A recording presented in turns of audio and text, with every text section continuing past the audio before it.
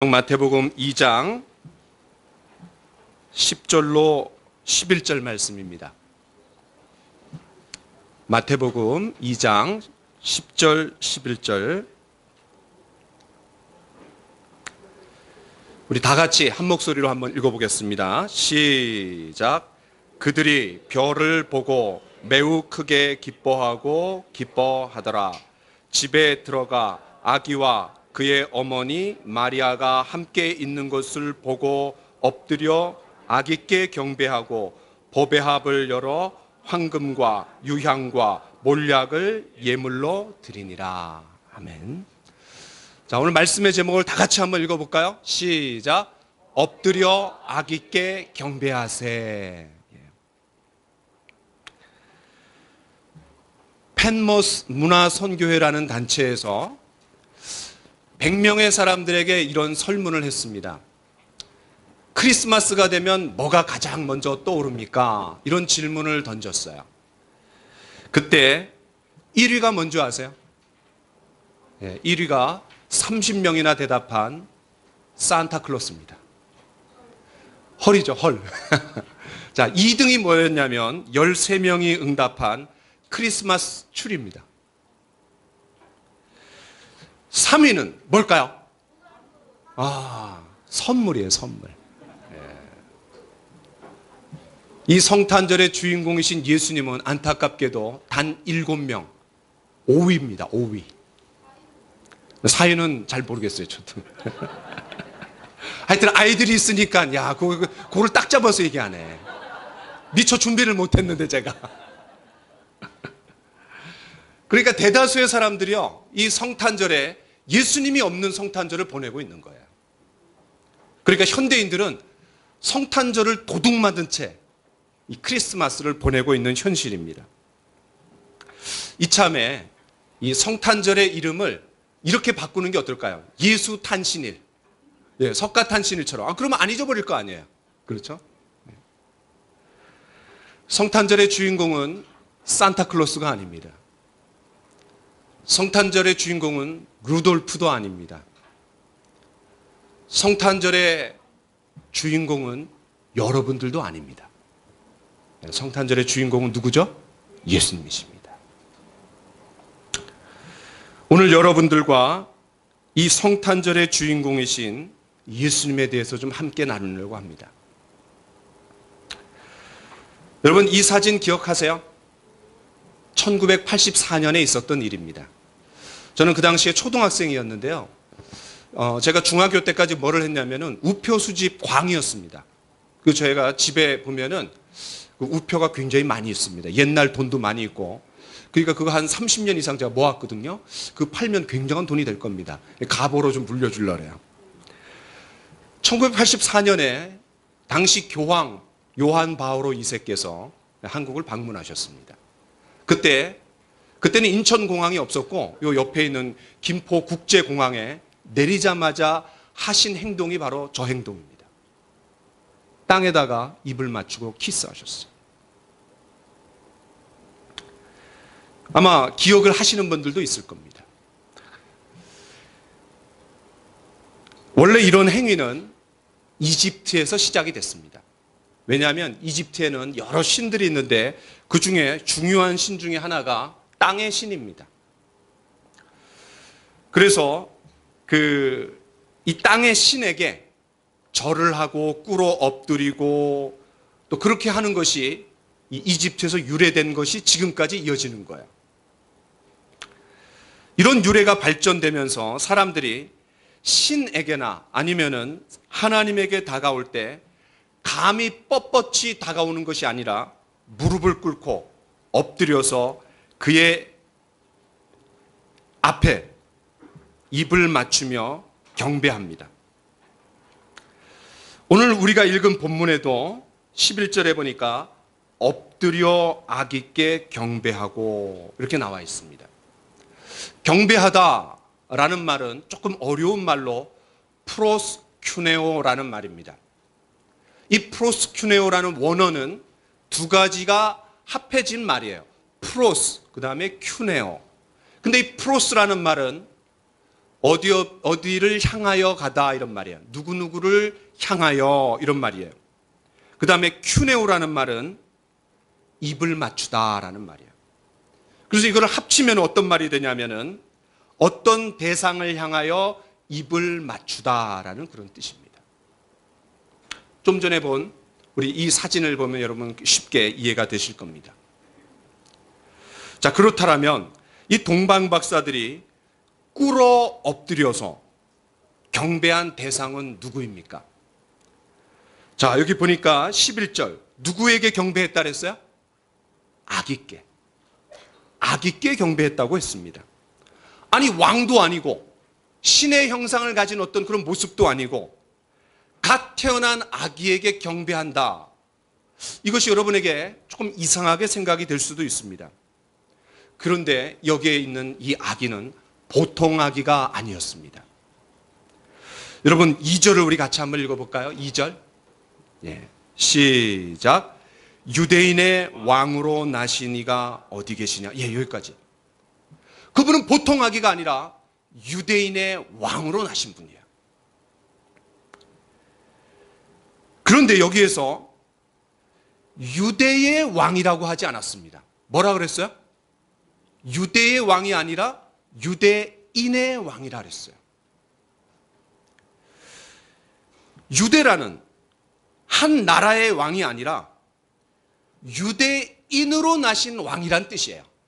유대인으로 나신 왕. 만일 유대라는 작은 나라, 지금도 이스라엘은 우리나라의 경상도 크기밖에 되지 않는 조그만 나라입니다. 그런데 이제 세계를 주무르고 있죠. 그런데 이 유대라는 작은 나라에 통치하는 왕이 태어났다면 굳이 저 멀리 약 1500km, 1500km면 상당히 먼 거리입니다. 여기서 부산을 한 3번 그죠? 왔다 갔다 하는 거리예요. 그 1500km나 떨어져 있는 먼 거리에서 이 동방에서 박사들이 굳이 와갖고 경배할 이유가 없습니다. 바로 이 예수님은 한 나라 유대의 왕이 아니라 유대인으로 나셔서 온 세상과 하나님 나라를 통치하시는 왕이심을 이야기해 주는 겁니다. 여러분, 모든 왕들은 업적이 있습니다.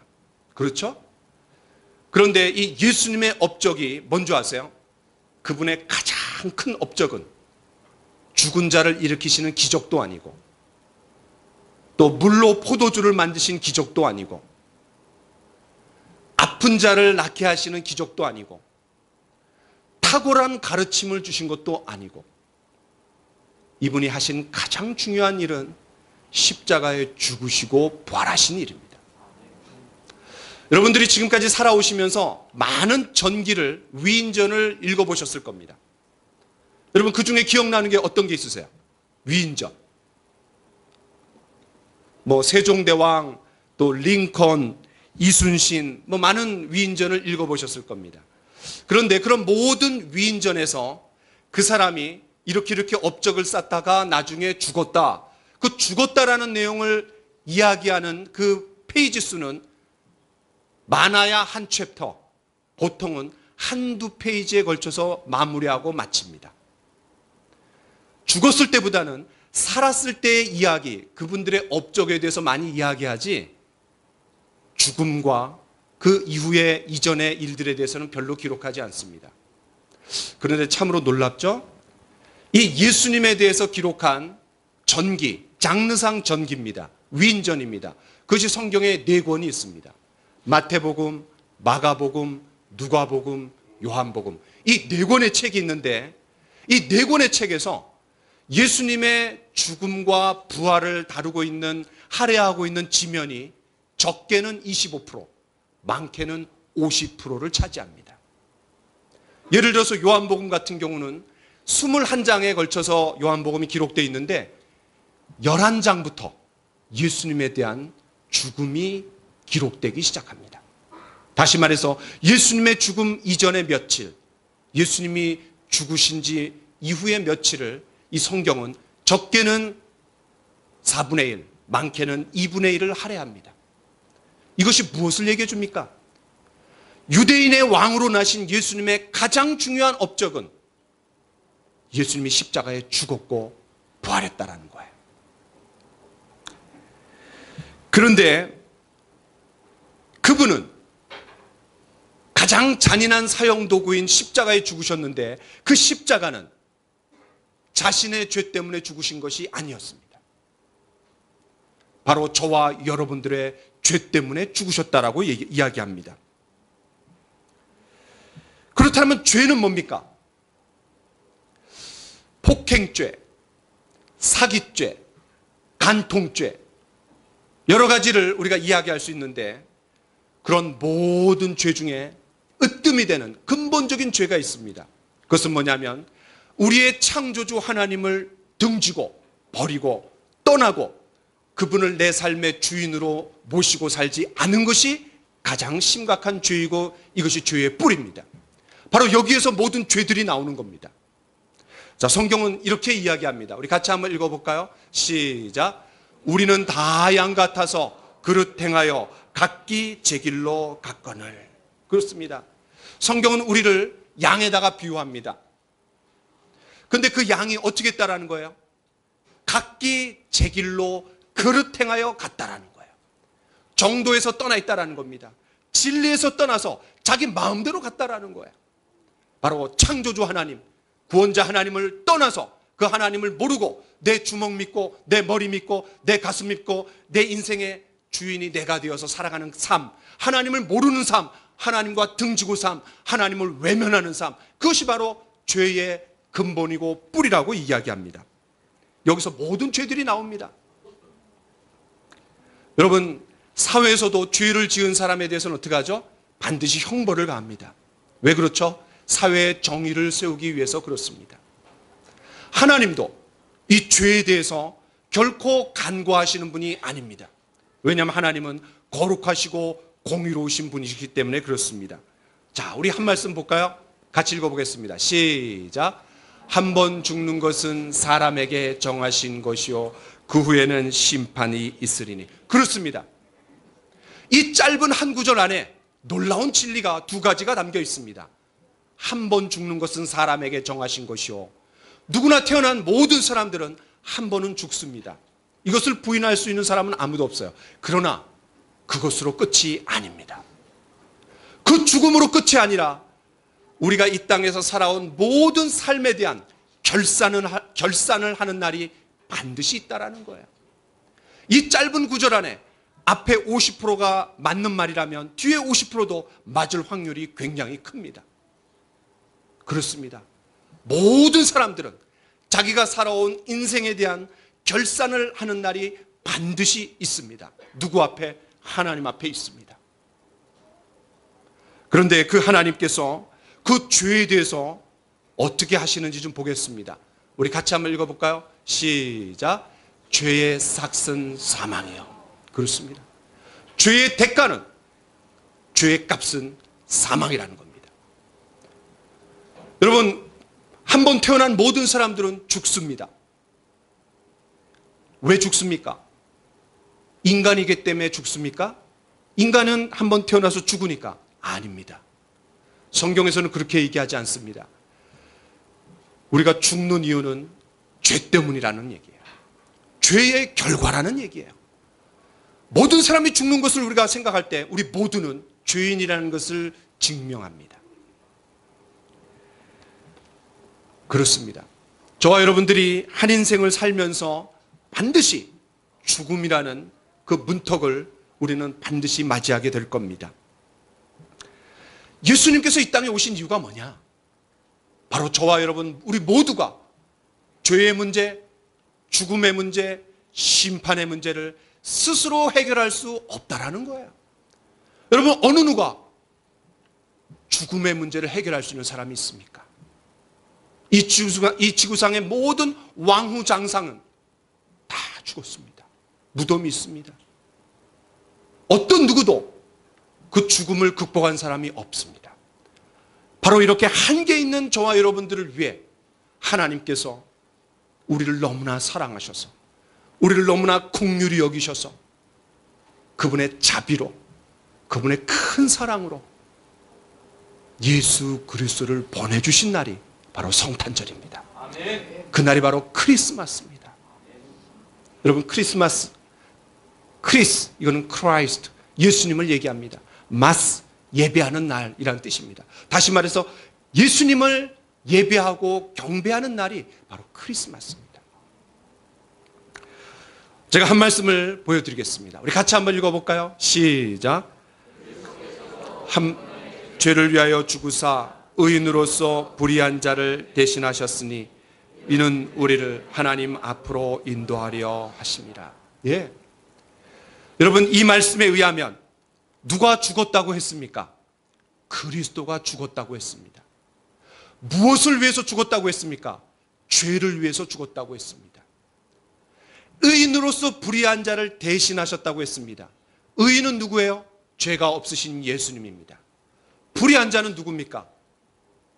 바로 저와 여러분입니다. 대신하셨다 그랬어요. 무엇을 대신하셨을까요? 죄인의 자리, 심판의 자리, 죽음의 자리를 대신하셨다라는 거예요. 왜 그렇습니까? 이는 우리를 하나님 앞으로 인도하시기 위해서. 다시 말해서 저와 여러분들이 죄인이었지만 심판받아 마땅하지만 그리고 영원한 지옥에 들어가서 자신이 지은 죄에 대한 대가를 영원히 치르면서 지옥에서 고통당할 수밖에 없지만 아니 지옥의 삶을 지금 살고 있습니다. 그런데 그것을 갈아막고 우리를 하나님 앞으로 인도하기 위해 예수님께서 십자가라는 다리를 하나님께로 갈 수 있도록 놓아주셨다라는 거예요. 그 날을 감사하고 기뻐하고 축하하는 날이 바로 성탄절입니다. 저와 여러분들은 죽음을 맞이할 준비가 되어 계십니까? 그 심판을 뛰어넘을 준비가 되어 계십니까? 사람이 태어나는 것은 순서가 있더라도 죽는 것은 순서가 없습니다. 제가 예전에 오랫동안 살았던 은평구가 있습니다. 그 은평구에 대성고등학교가 있습니다. 이번에 그 대성고등학교에서 꽃다운 나이의 아이들이 참 얼마나 많이 안타깝게 운명을 달리했잖아요. 그렇습니다. 태어나는 건 순서가 있더라도 가는 건 순서가 없습니다. 우리는 5분 앞도 내다볼 수 없는 한계 있는 인생입니다. 저와 여러분들은 준비가 되어 있습니까?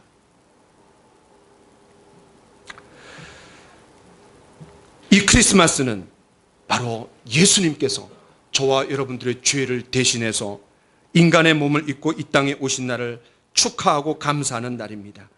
제가 설명해 드린 것보다 아마 이후에 이 공연을 통해서 우리 아이들, 청년들, 또 우리 장년들 몸짓을 통해서 예수님의 오심을, 또 예수님이 왜 오셨는지, 어떻게 이 땅에 사셨는지, 어떻게 죽으셨는지를 재현해낼 겁니다. 세 번째는 경배의 표시입니다. 예수님께서 이런 놀라운 분이시라면, 우리의 죄 문제, 죽음의 문제, 심판의 문제를 해결해 주신 분이라면 마땅히 그분 앞에 꿇어 엎드려서 경배해야 되지 않겠습니까? 한 나라를 통치하는 왕이 태어나도 그 앞에 무릎을 꿇고 경배를 하는데, 온 세상을 통치하시는 만왕의 왕, 만주의 주이신 그분이 정말 왕이시라면 그분 앞에 경배해야 되지 않겠어요? 이 동방 박사들이 아기 예수께 꿇어 엎드려서 경배했는데 그 경배의 표시가 뭡니까? 세 가지입니다. 예물이 뭐죠? 황금, 유향, 몰약입니다. 여러분, 황금은 뭡니까? 동서양을 막론하고 이 황금은 왕의 금속입니다. 모든 왕권을 상징하는 물품에는 황금으로 덮여 있고 황금 그 자체로 만들었습니다. 동방 박사들이 황금을 예수님께 드렸다라는 것은 예수님의 신분이 뭐라는 걸 증명하는 거예요? 그분이 왕이시라는 거예요. 예수님만이 온 세상을 다스리고 통치하시는 분임을 드러냅니다. 때문에 이 예수님의 탄생에서 그분의 탄생이 바로 왕의 탄생임을 이 동방 박사들은 알고 그분께 꿇어 엎드려서 황금을 예물로 드리는 거예요. 그것도 제일 먼저. 두 번째는 유향입니다. 유향. 예수님 당시에 이 유향은 성전 예배에서 사용되는 것이었습니다. 피 없는 제사인 소제, 또 곡물제에서 기름과 곡식을 빻은 그런 가루에다가 유향을 뿌려서 향기를 내는 겁니다. 향내를 내는 때 쓰는 것이 유향입니다. 이 성막 안에 진설병, 떡을 6줄로 2줄씩 6줄을 놨는데 12개를 놨는데 그 위에 뿌리는 것도 바로 유향입니다. 또 요한계시록에서 보면은 성도들의 기도를 향이라고 했습니다. 향. 황금이 예수님의 신분을 나타내는 것이라면 유향은 예수님이 대제사장이시라는 것을 알려주는 물품입니다. 대제사장의 역할이 그렇듯이 예수님은 하나님과 죄인된 그 가운데에서 연결해주는 중보자가 되어주셨습니다.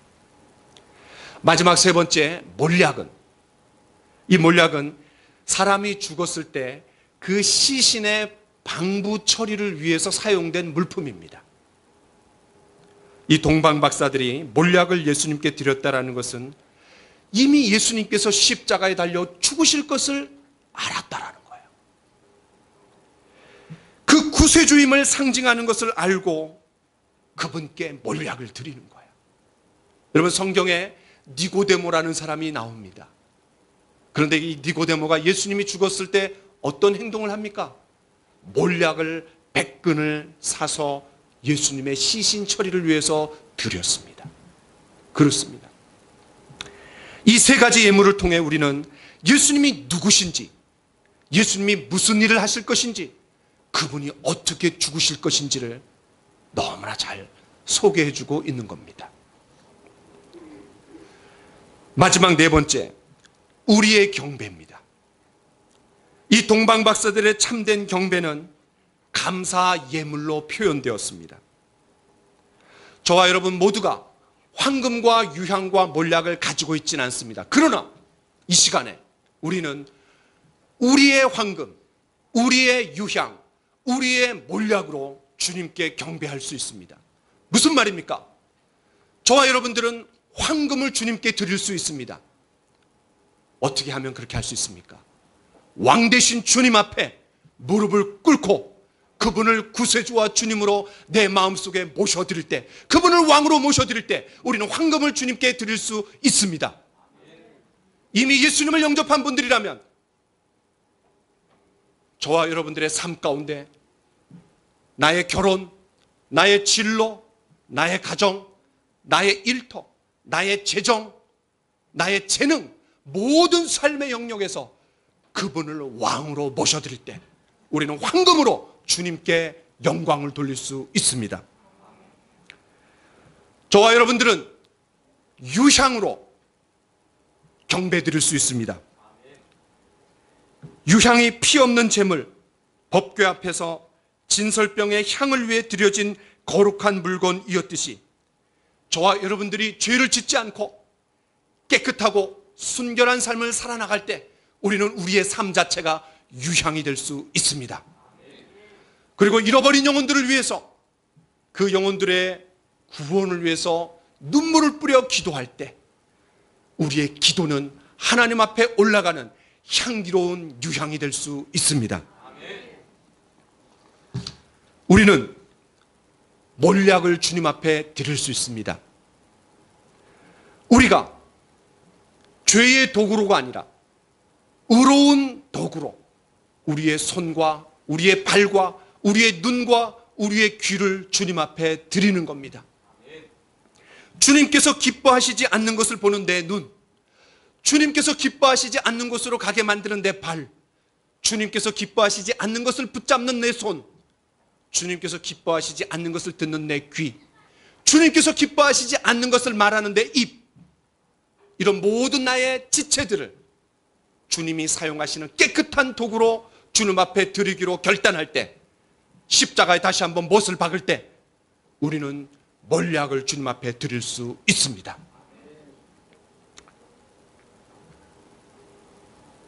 9.11 테러로 수많은 사람이 죽었을 때 사람들을 구하기 위해 경찰관, 소방관, 그리고 시민단체들이 총동원되었습니다. 저도 2010년에 그 현장을 가본 적이 있었는데 상당한 시간이 지났음에도 불구하고 아직 복구가 되지 않은 걸 보고 참 가슴이 아프고 눈물을 흘린 적이 있습니다. 이 수많은 사람들이 총동원이 되어서 한 사람이라도 더 구하려고 흙더미를 막 파헤쳤습니다. 죽은 사람들의 모습은 처참했습니다.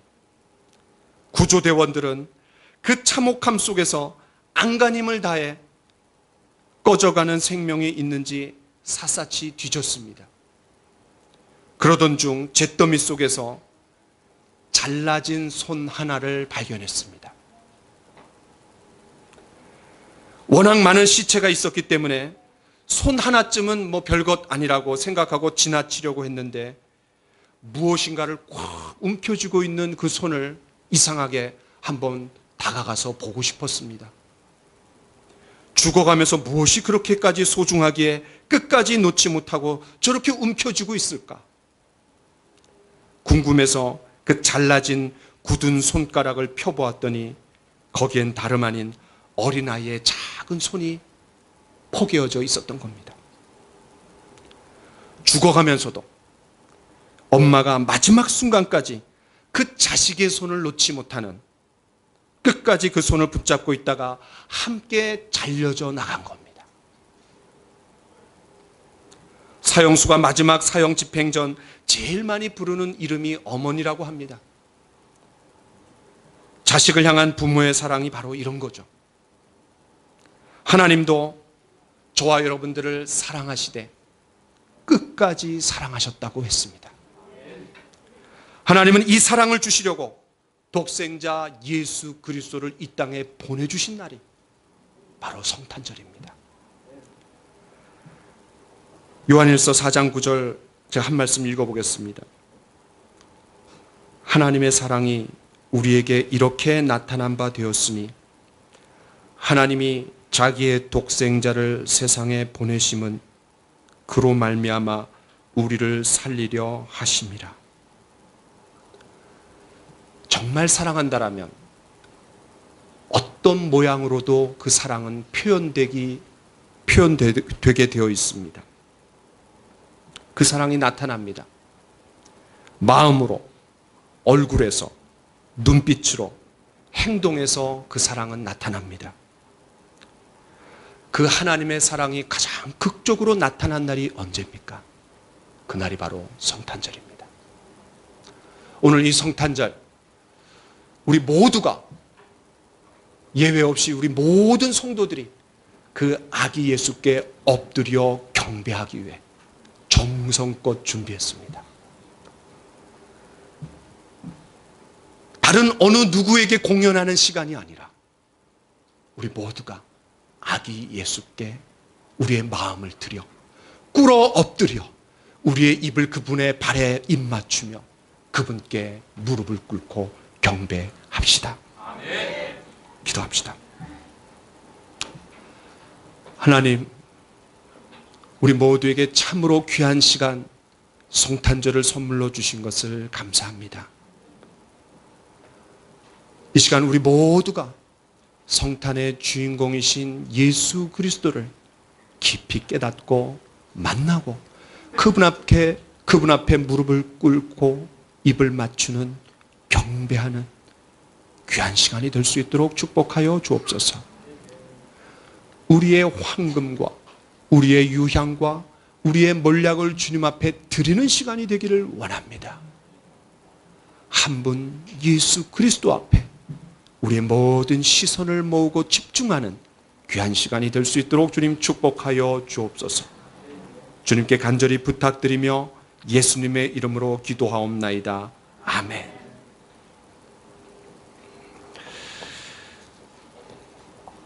자, 여러분 이어서 우리 2부 순서를 갖도록 그렇게 하겠습니다.